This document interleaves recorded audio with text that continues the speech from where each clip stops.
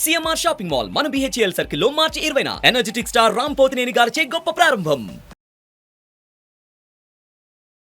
నమస్కారం అనిల్ సింగ్ గారు. నమస్తే శిరీష. సో చాలా వరకు చాలా మంది కూడా మనీ సేవ్ చేసేది లైక్ వాళ్ళు ఎప్పుడైనా లీజర్ టైం, ఎస్పెషల్లీ రిటైర్మెంట్ టైంలో అంటే జాబ్ చేయరు కాబట్టి ఆ వచ్చిన ఇన్కమ్ తోటే సర్వైవ్ అవ్వాలి అనే ఉద్దేశంతో ఫ్యూచర్ గురించి ఆలోచించి డబ్బుని సేవ్ చేస్తూ ఉంటారు. అలా ఎవరైనా కూడా లైక్ రిటైర్మెంట్ అయ్యేటప్పుడు డబ్బు ఒక హై రిటర్న్స్లో మేము సేవ్ చేసుకోవాలి, మాకు హై రిటర్న్స్ రావాలి ఆ టైంకి అనుకునే వాళ్ళు ఏ విధంగా, ఎస్పెషల్లీ మీరు చెప్పడం జరిగింది నేషనల్ పెన్షన్ సిస్టమ్ ద్వారా మనకి ఈ ఆప్షన్ ఉంది అని, ఇదే యూజ్ చేసుకొని కోట్లలో కూడా మనం సేవ్ చేసుకునే ఆప్షన్ ఉందంటారా? ఇది ఎన్పిఎస్లో ఇది ఒక ఎక్స్క్లూసివ్ అడ్వాంటేజ్ అని చెప్తాను. ఎందుకంటే నేషనల్ పెన్షన్ సిస్టమ్ గురించి అందరూ అండర్ ఎస్టిమేటెడ్ చేశారు, కానీ అందులో మనకి దొరికే అడ్వాంటేజ్, మనకు వచ్చే లాభాలు ఏంటి, దాని గురించి డీటెయిల్డ్గా అయితే వదిలేయండి. అసలు కనీసము దానికి పైన కూడా తెలుసుకోవాల్సిన అవసరం అని ఎవరికి అనిపించాలి. కానీ నిజంగా చెప్పాలి అంటే ఏ ప్రైవేట్ కన్సర్న్ కంటే కూడా ఇన్వెస్ట్మెంట్స్లో ఎన్పిఎస్ ఈజ్ నంబర్ 1. అంటే రెండు విధాలుగా మనకు కావాల్సింది ఏంటి? మొట్టమొదటిది సేఫ్టీ అండ్ సెక్యూరిటీ కావాలి, రెండోది ఒక మంచి రాబడి కావాలి. సో రెండు ఉన్నాయనుకోండి, so it's like double advantage. So NPS మీకు డబుల్ అడ్వాంటేజ్ ఇస్తుంది అన్న విషయం మీ అందరికీ తెలుసా? నిజంగా నేను చెప్తున్నాను, చాలా మందికి కొంచెమే సగం ఇన్ఫర్మేషన్ తెలుసు, which is half knowledge is worse than ignorance. So నేను చెప్పదలుచుకుంది ఏంటంటే, మీరు ఒక యంగ్ ఏజ్లో జాబ్ అనేది స్టార్ట్ చేస్తారు, లేదా బిజినెస్ అనేది ఒక నెల ఆదాయం కోసం స్టార్ట్ చేస్తారు. చేశాక రిటైర్మెంట్ గురించి చాలామంది ఈ మధ్య మాట్లాడడం జరిగింది. అంటే అందరూ చూసినా కానీ, ఒరే నీ ఫ్యూచర్ గురించి ప్లాన్ చేసావా, నేను అది చేశాను ఇది చేశాను అని చెప్పి మాట్లాడుకుంటారు. కానీ నిజంగా ఎంత కాంక్రీట్ ప్లాన్స్ అవి అంటే, కాంక్రీట్ ప్లాన్స్ అంటే అసలు ఎంత పెద్ద భూకంపం వచ్చినా మీ లైఫ్లో ఆ ప్లాను చెక్కు చెదరకూడదు, దానికి అర్థం అది. కానీ ఎన్పిఎస్లో ఒక పెద్ద అడ్వాంటేజ్ అన్న విషయం ఎవరికి తెలియదు. అది ఏంటంటే, మీరు ఒక డీసెంట్ అమౌంట్ లాంటిది మంత్లీ కాంట్రిబ్యూషన్ మీ పెన్షన్ కోసం చేస్తే మీకు దాదాపు 4,17,00,000 రూపాయల పైన వస్తుంది మీకు అట్ యువర్ రిటైర్మెంట్ ఏజ్. అంత డబ్బు మనకి వస్తుంది కదా, రిస్క్ అనేది ఉంటుంది కదా మరి అన్న ఆలోచన మీకు ఉంటుంది మైండ్లో. నిజంగా నేను చెప్తున్నాను, గవర్నమెంట్ ఆఫ్ ఇండియా ద్వారా చేయబడ్డ ఈ నేషనల్ పెన్షన్ సిస్టంలో మన పోస్టల్ సేవింగ్స్లో కూడా ఇది అవైలబుల్ ఉందన్నమాట.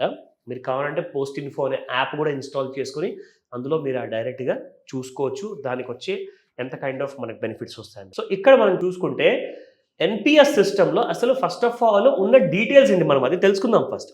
సరే, లాభాల గురించి మనం మాట్లాడుకున్నాం, కానీ అందులో ఎలాంటి నిట్టిగ్రిటీస్ ఉన్నాయి, ఎలాంటి కాంప్లెక్సిటీస్ ఉన్నాయి, మనం సూటిగా వెళ్ళి డబ్బులు జస్ట్ ఎవ్రీ మంత్ ఇన్వెస్ట్ చేసేస్తే అయిపోతుందా, లేదంటే అందులో తెలుసుకోవాల్సినవి ఏమైనా ఉన్నాయా? ఖచ్చితంగా ఉంది. అది నేను మీకు వరుసగా 1 by 1 ఇంపార్టెంట్ పాయింట్ చెప్తాను. ఎందుకంటే మీరు మీ జీవితంలో సంపాదిస్తున్న ఒక ముఖ్యమైన అమౌంట్, ఆ భాగాన్ని మీరు పెట్టుబడిగా పెడతారు. సో కాబట్టి ఖచ్చితంగా తెలుసుకోవాలి కదా. So let me tell you more details. Now ఎన్పిఎస్లో 2 రకాల కైండ్ ఆఫ్ ఆప్షన్స్ ఉంటాయండి. ఒకటేమో యాక్టివ్, రెండోది ఆటో. యాక్టివ్ అంటే మన ఇన్వెస్ట్మెంట్స్ ఎక్కువగా ఈక్విటీలో ఎన్పిఎస్ ఆ డబ్బులు ఇప్పుడు జనాల దగ్గర నుంచి కొన్ని వందలాది కోట్లు వస్తాయండి ఎన్పిఎస్ సిస్టంలో.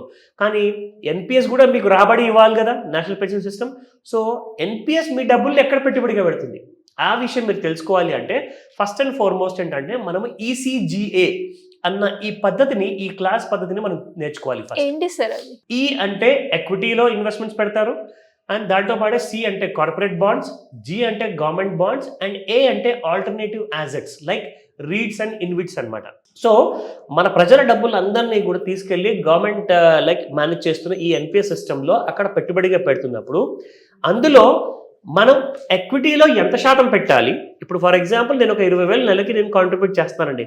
ఆ 20,000 కాస్త అందులో నుంచి 4 భాగాలు చేస్తే 5,000 భాగాలు చేస్తే ఇక్కడ కూడా నాకు 4 ఆప్షన్స్ ఉన్నాయి. ఇందులో నుంచి నేనేమంటానంటే ఫస్ట్ అండ్ ఫార్మోస్ట్ నాకు ఎక్విటీలో మొత్తం 50% పెట్టేయండి. అంటే నేను పెట్టే 20,000లో 10,000 రూపాయలు స్టాక్ మార్కెట్లో వెళ్ళిపోతుంది. మిగతా 10,000లో నేను like I will be distributing the entire amount of 10,000 into 3 different assets అనమాట. సి ఫర్ ఎగ్జాంపుల్ 3,333 రూపీస్, అలాగే 3,000. సో అలా నా మొత్తం ఇన్వెస్ట్మెంట్ పార్ట్ అనేది డిసైడ్ అయిపోతుంది. అది నా యాక్టివ్ అనే ఆప్షన్లో. రెండోది నేను మీకు చెప్పాను ఆటో అంటే మనం పర్సనల్గా చేయాల్సింది ఏముండదు. అందులో వీళ్ళు ఏం చేస్తారంటే బిలో 30 ఏజ్లో మనం స్టార్ట్ చేస్తే ఒకవేళ మన డబ్బులు ఎక్కడికి వెళ్తాయి చూపిస్తా. ఇక్కడ మనం చూసుకుంటే ఇక్కడ ఏజ్ ఉందండి. So below age up to age 50 వరకు మన ఇన్వెస్ట్మెంట్ కాస్త వెళ్తుంది. Yes, that will be into maximum equity allocation. And దాని తర్వాత మనం 50 అబవ్ వచ్చామనుకోండి, ఆ పర్సంటేజ్ కాదా తగ్గుతూ వస్తుంది అనమాట. 75%కి బదులు 72.5. సో అలాగే 70%, 67. అంటే మన ఏజ్ పెరుగుతున్న కొద్దీ షేర్ మార్కెట్లో పెట్టాల్సిన పర్సంటేజ్ కాస్త తగ్గి రిస్క్ అనేది మినిమైజ్ అవుతుంది.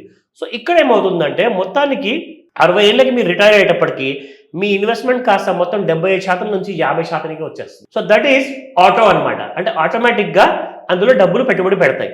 సో ఇంకొక ఆప్షన్ చూపిస్తాను. ఆటోలో ఏం జరుగుతుందంటే అగ్రెసివ్, కన్జర్వేటివ్ అండ్ మోడరేట్. అంటే నా నేచరు ఎగ్జాంపుల్, నేను బిలో 30 ఏజ్ అండి. బిలో 30 ఏజ్లో నేను చాలా అగ్రెసివ్గా సంపాదించాలి, పెన్షన్ ఫండ్లో నేను పెట్టాను కదా, నాకు రిటర్న్స్ కూడా బాగా రావాలి అనుకుంటే అప్పుడు నేను ప్రిఫర్ చేయాల్సింది బిలో ఏజ్ 30లో బిలో 35 ఉన్నప్పుడు 75% ఎక్విటీలో పెట్టాలి, అలాగే 10% అండ్ 50%. నేను ఇక్కడ పైన చూపించాను కదా మీకు ఈసీజీ అని, అంటే E for equity, C for corporate bonds, G for government bonds. So 75, 10, 15%. ఒకవేళ మీరు కన్జర్వేటివ్ అనుకోండి నేచర్, అబ్బో నా డబ్బులు నా రిస్క్లో పెట్టుకోను, ఓన్లీ 25% ఎక్విటీలో, 45% కార్పొరేట్ బాండ్స్, గవర్నమెంట్ బాండ్స్లో 30%. సో అలాగే మోడరేట్ కూడా. ఇక్కడ ఏం చేస్తారంటే మళ్ళీ 50, 30, 20 మోడరేట్. మరి ఎక్కువ వద్దు, మరి తక్కువ వద్దు. సో అలా అంటే ఆప్షన్ కూడా మీరు సెలెక్ట్ చేసుకోవచ్చు. ఈ విషయాలు ఎవరికి తెలియదు ఎన్పిఎస్లో. ఇంత క్లియర్గా మన పెన్షన్ సిస్టమ్ని మనం ఎలా రిస్క్ లేకుండా డీసెంట్గా మనం ఎలా మార్చుకోవచ్చు అన్న విషయం ఎవరికి తెలియదు. So this is a very important information. Next time నుంచి మీరు ఎలాంటి ఇన్వెస్ట్మెంట్ చేయదలుచుకుంటే ఎవరు చేస్తున్నారు అంటే ఇవన్నీ చూసుకోండి. ఓకేనా? నౌ వెరీ ఇంపార్టెంట్, ఇందులో మనకు కావాల్సిన ఇంపార్టెంట్ రిటర్న్స్ గురించి మనం మాట్లాడుకుంటున్నప్పుడు let me take you to the other screenshot slide. ఇక్కడ మనకు రాబడి ఎలా వస్తుంది. ఫర్ ఎగ్జాంపుల్ నేను 20,000 అన్నానండి పెట్టుబడిగా నా పెన్షన్ కోసం అని చెప్పేసి. ఇక్కడ మీకు 16,500 రూపాయలు అట్ ద ఏజ్ ఆఫ్ 30లో మనం స్టార్ట్ చేసామనుకోండి. ఇక్కడ అట్ ద ఏజ్ ఆఫ్ 30లో సో 16,500 రూపీస్ మీరు పెట్టుబడి పెడుతున్నారు. అయితే గవర్నమెంట్ ఆఫ్ ఇండియా ఏం చేసిందంటే అండర్ ద సెక్షన్ 80CCD 1(2) అని చెప్పేసి ఉందన్నమాట. ఇందులో మీకు కంప్లీట్గా ట్యాక్స్ రిబేట్ వస్తుంది. అంటే 1,50,000 వరకు ఒక ఆప్షన్ ఉంది. రెండోది మీకు ఇంకా ఎక్స్ట్రా 50,000 రూపాయల వరకు కూడా మీరు కంప్లీట్గా ట్యాక్స్ని కట్టకుండా ఉండొచ్చు అనమాట. అంటే 1,50,000 + 50 కలుపుకుంటే 2 లక్షలు అవుతుంది. సో మీకు ఫస్ట్ ఇయర్న మీరు ప్రతి నెల 16,500 కడితే మీ టోటల్ అమౌంట్ విత్ ఇంట్రెస్ట్ వచ్చేసి, ఎందుకంటే మన ఇంట్రెస్ట్ పర్ యానమ్, ఇంట్రెస్ట్ అంటే రిటర్న్స్ అంటున్నారు, 10% ఉంటుంది. That will come to 2,09,000. So end of the year కంప్లీట్గా 30 ఇయర్స్లో మనం ఇన్వెస్ట్మెంట్ స్టార్ట్ చేసాము, 60th ఇయర్కి వచ్చేసాం అనుకోండి. ఇక్కడ మీరు ఇన్వెస్ట్మెంట్ చేస్తుంది సేమ్ అదే 16,500. ఇక్కడ మీరు చూసుకుంటే 4,17,56,068 రూపాయలు. సో ఇక్కడ కంప్లీట్గా దీని విలువ ఎంత ఉంటుంది, మనం ఎంత విత్డ్రా చేసుకోవచ్చు. మొత్తం 4 కోట్ల రూపాయలు మిమ్మల్ని విత్డ్రా చేసుకొని ఇవ్వదు ప్రభుత్వం. మీరు 60 ఇయర్స్లో ఏం చేయొచ్చు అంటే ఆ 4 కోట్ల నుంచి మీరు 60% వరకు విత్డ్రా చేసుకోవచ్చు. ఆ 60%ని మీరు కావాలంటే ఎక్కడైనా పెట్టుబడి పెట్టుకోండి, మిగిలింది 40%. ఆ 40%లో నుంచి ఎగ్జాంపుల్ ఆ 60 ఏళ్ళలో ఉన్న ఆ సీనియర్ సిటిజన్ కాస్త 80 ఏళ్ళ వరకు బ్రతుకుతాడు అని చెప్పి ఎగ్జాంపుల్ అనుకుంటే నెక్స్ట్ 20 ఇయర్స్ వరకు మీకు పెన్షన్ కావాలి. సో ఆ పెన్షన్ మీకు every month expected pension will be 1,19,066 rupees. అంటే మీరు 60 ఏళ్ళు దాటాక మీకు ప్రతి నెల 1,00,000 రూపాయల పైన మీకు హ్యాపీగా బ్రతికేయడానికి మీకు ఒక పెన్షన్ అనేది ఎన్పిఎస్లో ఇవ్వబడుతుంది. It's a beautiful kind of investment strategy. ఇమ్మీడియట్గా ఆప్షన్ తీసుకోండి, ఇన్వెస్ట్మెంట్ ప్రారంభించండి. Great knowledge sir. నిజంగా చాలా తక్కువ మందికి ఇలా క్లియర్ ఇన్ఫర్మేషన్ అనేది తెలుసు. Thank you so much. Welcome Shirisha. Suman టీవీలో మీ పర్సనల్ అండ్ బిజినెస్ ప్రమోషన్స్ కోసం కింది నెంబర్కి కాంటాక్ట్ చేయండి.